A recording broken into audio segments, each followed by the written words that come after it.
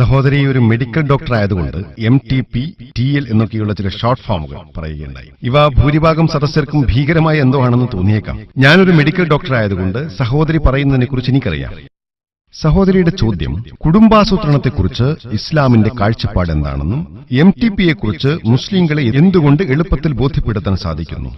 MTP എന്നാൽ medical termination of pregnancy എന്നാണ്. TL സംബന്ധിച്ച് ബോധ്യപ്പെടുത്താൻ എന്തുകൊണ്ടാണ് ബുദ്ധിമുട്ട് അനുഭവപ്പെടുന്നത്. TL എന്നാൽ ട്യൂബൽ ലാഗേഷൻ, സ്ഥിരമായി കുടുംബാസൂത്രണം ചെയ്യുന്ന രീതിയാണത്. അതുകൊണ്ട് ഞാൻ രണ്ട് ചോദ്യവും ഒരുമിച്ചാക്കുന്നു. കുടുംബാസൂത്രണത്തെ സംബന്ധിച്ച് പറയുകയാണെങ്കിൽ കുടുംബത്തെ ക്രമീകരിക്കുക എന്നത് വലിയൊരാശയമാണ്. ജനങ്ങൾ കൂടുതലായി കുടുംബാസൂത്രണം നടത്തുന്നത് സന്താന നിയന്ത്രണത്തിനാണ്. ഇതിനെക്കുറിച്ച് ഇസ്ലാമിന്റെ അഭിപ്രായം എന്താണ്? കുടുംബാസൂത്രണത്തെ സംബന്ധിച്ച് പറയുകയാണെങ്കിൽ അതിന്റെ സ്ഥിരമായ സംവിധാനങ്ങൾ, അത് വാസക്ടോമി ആയാലും ശരി, ട്യൂബൽ ലാഗേഷൻ ആയാലും ശരി, കുടുംബാസൂത്രണത്തിന്റെ എല്ലാ സ്ഥിരമായ രീതികളും ഇസ്ലാമിൽ നിരോധിക്കപ്പെട്ടിരിക്കുന്നു.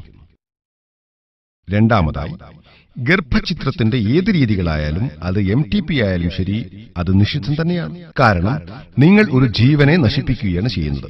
പക്ഷേ അമ്മയുടെ ജീവൻ അപകടത്തിലാകുന്ന അവസ്ഥയിൽ അതിനിളവുണ്ട്. അമ്മയുടെ ജീവൻ അപകടത്തിലാകാനുള്ള സാഹചര്യങ്ങൾ വിവിധ തരത്തിലുണ്ട്. ഒന്നുകിൽ ആ അമ്മ നിരവധി സിസേറിയൻ ശസ്ത്രക്രിയകൾ കഴിഞ്ഞവരായിരിക്കാം. അവർ 4-5 സിസേറിയൻ ശസ്ത്രക്രിയയ്ക്ക് വിധേയമായിട്ടുള്ളവരാണ്. ഇനി ഒന്നുകൂടിയായാൽ അവരുടെ ജീവൻ അപകടത്തിലാകുമെന്ന് ഡോക്ടർ പറയുന്ന സാഹചര്യത്തിലോ അവരൊരു ഹൃദ്രോഗിയാണ്, ഒരു ഗർഭധാരണത്തിന് സമ്മർദ്ദം കൂടി താങ്ങാനുള്ള ശേഷിയില്ലെങ്കിലോ, ഇത്തരം സാഹചര്യങ്ങളിൽ ഒരു വലിയ നഷ്ടം സംഭവിക്കാതിരിക്കാൻ ഒരു ചെറിയ നഷ്ടം സംഭവിക്കട്ടെ എന്നാണ് ഇസ്ലാമിക ശരീഅത്ത് പറയുന്നത്. ഭൂമിയിൽ വരാനിരിക്കുന്ന ജീവനേക്കാൾ വലുത് അമ്മയുടെ ജീവനാണ്. ഇത്തരം സാഹചര്യങ്ങളിൽ അവസാന രക്ഷാമാർഗമായി ഇങ്ങനെയുള്ള സംവിധാനങ്ങൾ ഉപയോഗപ്പെടുത്താം. വാസക്ടോമി, ട്യൂബൽ ലാഗേഷൻ പോലെയുള്ള സ്ഥിരമായ സംവിധാനങ്ങളും MTP, മെഡിക്കൽ ടെർമിനേഷൻ ഓഫ് പ്രഗ്നൻസിയും എല്ലാം തന്നെ ഇത്തരം സാഹചര്യങ്ങളിൽ മാത്രമേ ഇസ്ലാം അനുവദിക്കുന്നുള്ളൂ. അല്ലാത്ത സാഹചര്യങ്ങളിൽ അവ നിരോധിക്കപ്പെട്ടതാണ്. അതെന്തുകൊണ്ടാണെന്ന് ഞാൻ പിന്നീട് പറയാം. മറ്റ് സംവിധാനങ്ങളെ സംബന്ധിച്ച് പറയുകയാണെങ്കിൽ സാധാരണയായി എല്ലാവരും ചെയ്തു വരുന്ന പ്രക്രിയയാണ് കോപ്പർട്ടി. കോപ്പർട്ടിയെക്കുറിച്ച് പറയുന്നതിന് മുൻപായി ഞാൻ പറഞ്ഞു വന്ന കുടുംബാസൂത്രണ രീതികൾ നിരോധിക്കപ്പെട്ടതിന്റെ കാരണം ഖുർആനിൽ വ്യക്തമായി പ്രതിപാദിക്കുന്നുണ്ട്. ഖുർആനിന്റെ അധ്യായം 6, 151 സൂക്തത്തിൽ ദാരിദ്ര്യം കാരണമായി സ്വന്തം മക്കളെ നിങ്ങൾ കൊന്നുകളയരുത്, നാമാണ് നിങ്ങൾക്കും അവർക്കും ആഹാരം തരുന്നത് എന്ന് പറയുന്നു. ഇതേ ആശയം ഖുർആനിന്റെ അധ്യായം 17, 31 സൂക്തത്തിൽ പറയുന്നു.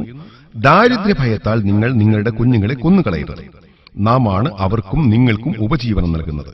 അവരെ കൊല്ലുന്നത് തീർച്ചയായും ഭീമമായ അപരാധമാകുന്നു. അപ്പോൾ ഈ വചനങ്ങളുടെ അടിസ്ഥാനത്തിൽ ഏത് മനുഷ്യനെ കൊല്ലുന്നതും വൻ പാപമാണ്. ഭൂമിയിൽ വരാനിരിക്കുന്ന ഏതുതരം ജീവനെ കൊന്നാലും അതങ്ങനെ തന്നെയാണ്. അവ നിരോധിക്കപ്പെട്ടതാണ്. മറ്റ് താൽക്കാലിക സംവിധാനങ്ങളെക്കുറിച്ച് പറയുകയാണെങ്കിൽ അവയെക്കുറിച്ച് പണ്ഡിതന്മാർക്കിടയിൽ വ്യത്യസ്ത അഭിപ്രായങ്ങളാണുള്ളത്. ആദ്യമായി പറയാനുള്ളത്, സാധാരണയായി എല്ലാവരും ചെയ്തു വരുന്നുവെന്ന് ഞാൻ മുൻപ് പറഞ്ഞ കോപ്പർട്ടിയാണ്. ഞാൻ മെഡിക്കൽ കോളേജിലായിരുന്ന കാലഘട്ടത്തിൽ കോപ്പർട്ടി എന്നത് ഒരു ഗർഭനിരോധന രീതി എന്നായിരുന്നു ഞങ്ങളെ പഠിപ്പിച്ചിരുന്നത്. കോപ്പർട്ടിയിൽ സംഭവിക്കുന്ന എന്തെന്നാൽ അണ്ഡവും ബീജവും തമ്മിലുള്ള സംയോജനത്തിലൂടെ ഉണ്ടാകുന്ന സിക്താണ്ഡത്തെ അമ്മയുടെ ഗർഭാശയ ഭിത്തിയിൽ പറ്റിപ്പിടിക്കാൻ അനുവദിക്കുന്നില്ല എന്നതാണ്.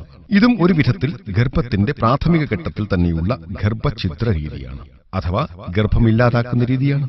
അപ്പോൾ വൈദ്യശാസ്ത്രത്തിന്റെ ഇസ്ലാമിക വശങ്ങൾ നോക്കുന്നവർക്കറിയാം കോപ്പർട്ടിയും ഒരു നിരോധിക്കപ്പെട്ട കാര്യമാണെന്ന്.